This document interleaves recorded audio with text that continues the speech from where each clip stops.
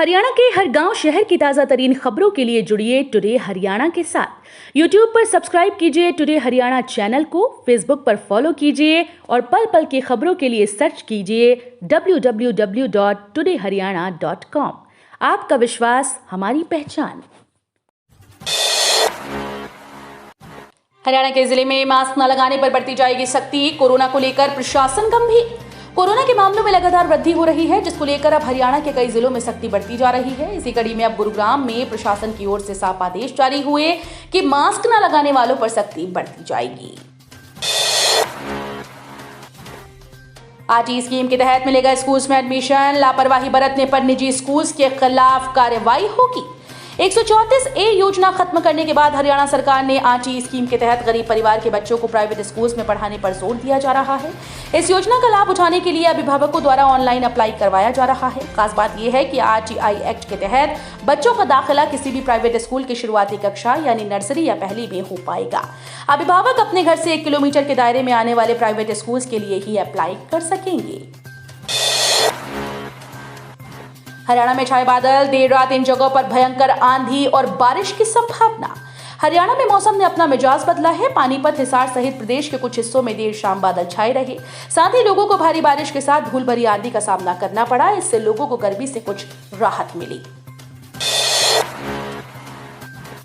हरियाणा के इन जिलों में धारा 144 लागू। हरियाणा में पशुओं के लिए सूखे चारे की कमी की समस्या अब गहराती जा रही है। कई जिले में सूखा चारा यानी तूड़ी की किल्लत को देखते हुए प्रशासन ने पत्र जारी कर गौशाला संचालकों को राहत प्रदान की।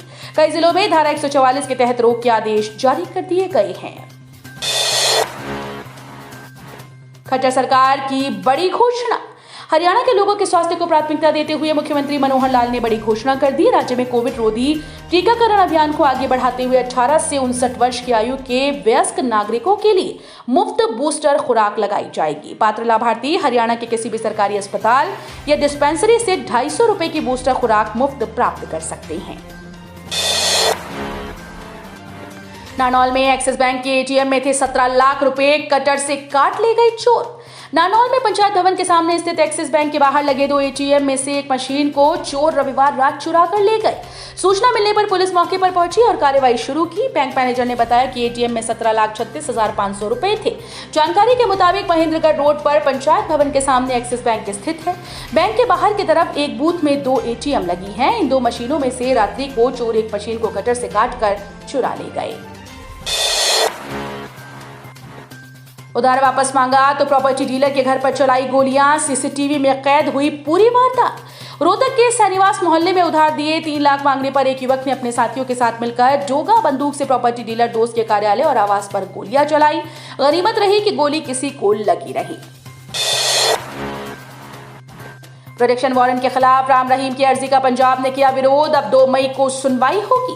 बीएडपी मामले में पंजाब पुलिस की एसआईटी द्वारा गिरफ्तारी की आशंका जता गुरमीत राम रहीम ने एक अर्जी दाखिल की थी। पंजाब सरकार ने सोमवार को हाईकोर्ट में इसका विरोध किया। याची ने कहा कि अगर उसे फरीदकोट ले जाया गया तो उसकी जान को खतरा होगा। 4,858 क्लर्क भर्ती का परिणाम हाईकोर्ट ने किया खारिज। कहा दोबारा लापरवाही सामने आई तो आयोग को उठाना पड़ेगा पूरा खर्च।